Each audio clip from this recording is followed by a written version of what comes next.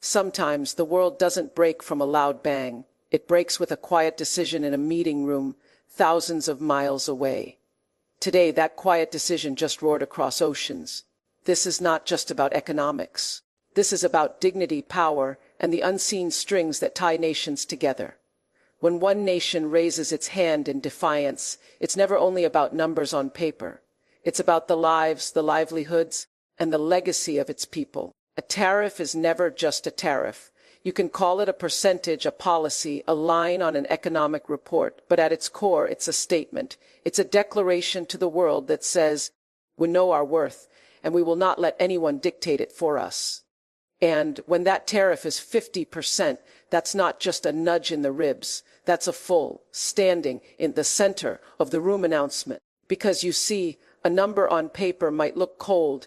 It might look calculated, but behind that number are years of conversations, years of feeling pushed aside, years of knowing that your contribution has been taken for granted.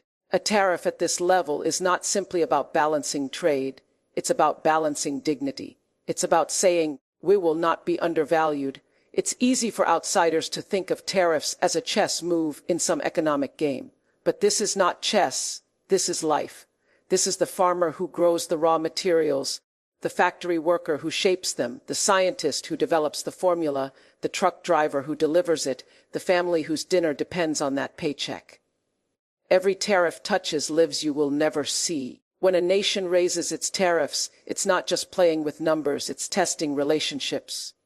It's looking the other nation in the eye and asking, do you respect me? Do you see me? Do you understand the value I bring to your table? Because if you don't, this 50% is my answer. And let me tell you, behind every decision like this is a history of moments where that respect felt absent. Maybe it was years of being told, we'll pay you less because you'll still take it. Maybe it was constant pressure to cut corners, to lower prices, to undervalue talent. And maybe, just maybe, this moment, this tariff, is the culmination of that silent build-up. A tariff is a boundary. It's the economic version of saying, I am not here to be walked over. I am here to stand tall. And there's power in that because boundaries, whether personal or national, are the birthplace of self-respect. Without them, you don't have a foundation. You just have an open door for exploitation. But here's the thing. A tariff at 50% also carries weight beyond the numbers. It sends a signal to the people within that nation, too. It says to every citizen, your work is worth protecting. Your contribution matters. It's a rallying cry that reminds people that their labor, their innovation, their sweat and sleepless nights are not just commodities to be bargained down in the global marketplace. It also sends a signal to the other side. It says, you cannot keep valuing our goods at a discount while we value yours at a premium. You cannot call it partnership if only one side is winning. This is not just about balance sheets. This is about balance, period. And let's be real. In the language of global politics, tariffs are more than numbers. They are metaphors. They are symbols. They are the raised eyebrow at the dinner table that says, I noticed what you did and we need to talk. They are the pause before answering the phone, the hesitation before signing the deal.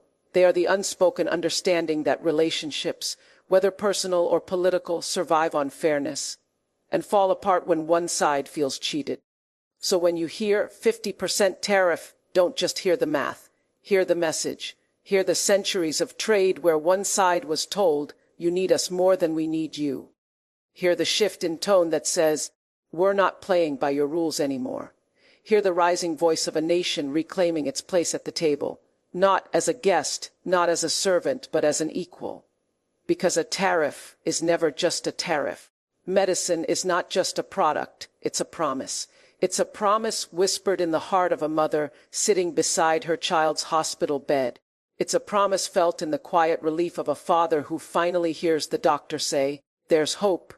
It's a promise carried in every small white pill, every vial of clear liquid, every bandage that covers more than just a wound. And when that promise is broken, the fracture is felt far deeper than in the economy. It's felt in the human soul. When life-saving drugs become part of a trade war, it's not about politics anymore. It's about people. It's about the child in a hospital ward in Chicago who doesn't understand why her medicine is delayed. It's about the elderly man in a rural town who counts out his pills, knowing they have to last him longer than they should. It's about the nurse who looks into her patient's eyes and knows that all the skill, all the care, all the compassion in her hands cannot replace the absence of that one critical drug. And here's the truth we don't want to admit. When medicine is caught in the crossfire, we all lose a little of our humanity. Because medicine has always been a sacred space in human history. It has been the bridge between nations, the unspoken agreement that no matter what our differences, no matter what our conflicts, there are certain lines we don't cross. We feed the hungry, we heal the sick, we save the dying, because some acts are beyond negotiation. But when that line is crossed, when access to life-saving drugs becomes a bargaining chip, the question is no longer about trade policy. It becomes a question of moral will. Do we value human life enough to protect it, even when it costs us something? Or do we let the numbers on a spreadsheet dictate who gets to live and who doesn't? You see, in a market, products can be replaced, a gadget can be redesigned, a car part can be manufactured somewhere else. But a human life, there's no substitute, no alternative, no second version. You can't reboot a child's heartbeat. You can't pause a tumor's growth until the paperwork clears. You can't reschedule a heart attack for a more convenient time. And yet, in the halls of power, where trade decisions are made, the human face of medicine often disappears. It becomes about supply chains and percentages, about imports and exports, about leverage. But in reality, it's about a man named David who takes his insulin every morning before breakfast. It's about a woman named Aisha whose cancer treatment was developed half a world away, but is the only reason she gets to see her daughter graduate. These people don't care about tariff rates. They care about tomorrow. The moment we treat medicine as just another product, we risk losing something far greater than a trade advantage. We risk losing the moral compass that guides our humanity. Because medicine isn't just made in factories. It's made in the hearts of scientists who spend years chasing a cure, in the hands of doctors who refuse to give up on their patients, in the courage of families who hold on through the longest nights. And so, when the supply of those medicines is deliberately cut off, we aren't just closing a shipping route, we're closing the door on hope. We're telling people, your life is part of the deal we're making. And that's a sentence no leader, no nation, no human being should ever be comfortable saying. Because medicine is not just a product, it's a promise. And breaking that promise breaks us all. Revenge is a language of the wounded. You don't have to speak it fluently to understand it. You feel it. You feel it in the silence after an insult that went too far. You feel it in the pause before someone finally says, enough. And you feel it in the decisions that don't come from logic or strategy, but from a deep, unhealed place inside the human heart. Nations, like people, speak in the language of their pain, and sometimes that language has only one word: revenge. Revenge does not appear out of nowhere. It's born from layers, years of frustration, of being overlooked, underestimated, dismissed. It's the sting of promises broken, of respect denied, of watching your generosity be met with greed. It's not just about the last straw, it's about the weight of all the straws that came before it. And when that weight becomes too much to carry, something shifts. The wound stops being something you hide, it becomes something you use. When a nation chooses revenge, it's telling the world, we've been hurt, we've been ignored, we've been taken advantage of, and now you will feel what we have felt. That is not the language of diplomacy. That is the language of someone who has decided that justice through conversation is no longer enough. That is the language of someone who believes the only way to be heard is to make the other side feel the same pain. But here's the truth about revenge. It doesn't speak softly. It comes like a storm, fast and loud, and it doesn't care what it destroys on its way. It doesn't make careful distinctions between the guilty and the innocent, between the leaders and the people. It rolls through, touching everything, because pain rarely stops to check who deserves it. And when the wound becomes the story, it changes everything. The focus shifts from healing to hurting, from building to breaking, from future to past. The wound becomes the lens through which every decision is made, every word is spoken, every action is taken. It becomes the reason for the meeting, the tone of the speech, the ink in the signature. The wound is no longer just part of the history. It becomes the headline. It's dangerous because revenge is seductive. It offers the wounded a moment of power, a chance to stand tall and say, "You can't treat me this way." And that moment feels good. It feels righteous. But revenge has a way of asking for more than it gives. It leaves you with a taste of satisfaction, but an aftertaste of loss. Because the cost of making someone else feel your pain is that you have to carry it longer than you should. And for nations, that cost can be devastating. Entire industries can collapse. Alliances can fracture. Generations can grow up knowing each other only as enemies. And the wound that started it all, never truly heals, because every act of revenge is also an act of reopening it.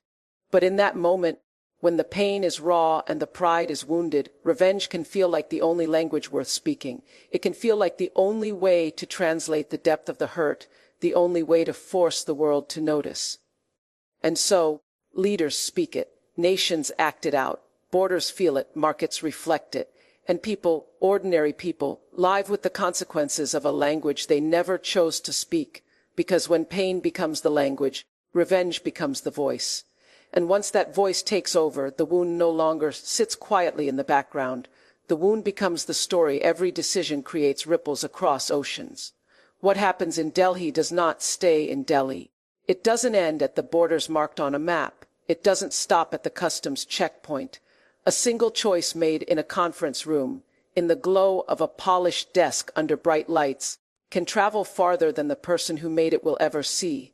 A policy signed in the capital can echo in a hospital corridor thousands of miles away, where a doctor has to tell a patient, "I'm sorry, but the medicine hasn't arrived." That same choice can move quietly into the kitchen of a small home in Texas, where a mother closes her eyes at the table, holding back tears because her child's treatment has been delayed again. And it can settle heavily in the heart of a patient in New York, staring out of a hospital window, wondering if hope is still on its way or if it's been lost in translation between governments. We like to think of decisions as contained, as if their consequences stay neat and local. But life is not neat. Trade is not neat. Humanity is not neat. We are all woven into one another in ways that make the idea of somewhere else a myth. Somewhere else is always here for someone. And yet, in the rooms where these decisions are made, it's easy to forget that. Easy to focus on the numbers, the percentages, the advantage gained or lost. But those numbers are only shadows of the real impact. Because while a trade war can be measured in billions, the true cost is counted in heartbeats. The true weight is in the lives that shift and bend under the pressure of choices they had no hand in making.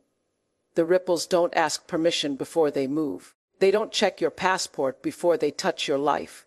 They just keep going from one shore to another, until one day the person feeling their impact has no idea where the wave began. And that's the danger. When we can't see the origin, we start to believe these struggles just happen. But they don't. They begin with a decision. So, when a country chooses to cut off a supply, to raise a tariff, to draw a line in the sand, it's not just a local act of policy. It's a stone thrown into the water. And the ripples, they will find their way into places that were never part of the original conversation, into the veins of a patient, into the silence of a waiting room, into the hands of a nurse who has to say, "I'm sorry." Pride can build, but it can also burn. National pride is one of the most powerful forces a country can hold. It's the fuel that drives innovation, the courage that pushes a nation to rise from its knees, the spark that inspires people to believe they can be more than their circumstances. It's the reason a farmer works his field with care, a scientist stays in the lab long after midnight, a soldier stands watch through the coldest hours. Pride can unite strangers, heal divisions, and give a country the strength to write its own story. But pride has two faces, and if it's not held with wisdom, it can tip into something dangerous. The same fire that warms can scorch. The same passion that unites can divide, because pride, when wielded recklessly, can make a nation deaf to reason and blind to possibility. It can push leaders to see compromise as weakness, to treat cooperation as surrender, to view every disagreement as a challenge to be crushed rather than a problem to be solved. History has shown us this again and again. Nations that soared on the wings of their pride, only to crash because they could not see past their own reflection. Pride can make us protect what's ours, but it can also make us destroy what we all need to share. And in a world as connected as ours, burning one bridge often means cutting off your own road forward. When pride turns rigid, it stops asking, what will move us forward, and starts asking, how can we win? Winning becomes the goal, even if the victory leaves the landscape in ashes.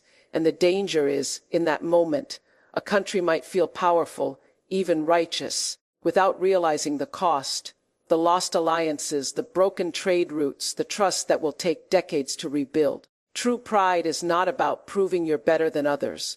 It's about proving you're worthy of your own potential.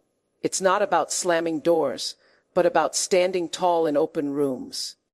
It's not about isolation, but about influence. A proud nation doesn't have to roar to be respected. It doesn't have to break ties to show strength. It knows that real power comes from being able to protect its dignity without setting fire to the future. But when pride turns into a torch, it can burn through years of goodwill in a single decision. And sometimes by the time the smoke clears, the bridges that connected you to opportunity, to partnership, to understanding, are nothing but charred remains. Pride can be the thing that builds your house, or it can be the fire that leaves you with nothing but walls standing. It's not the pride itself that decides which way it goes. It's how you choose to carry it. In the end, it will not be the tariffs we remember. It will be the moments when lives hung in the balance, and the world waited to see who would blink first. This is not just a chapter in the history of trade. This is a chapter in the history of humanity, and how we decide to protect or to punish each other when the stakes are life itself.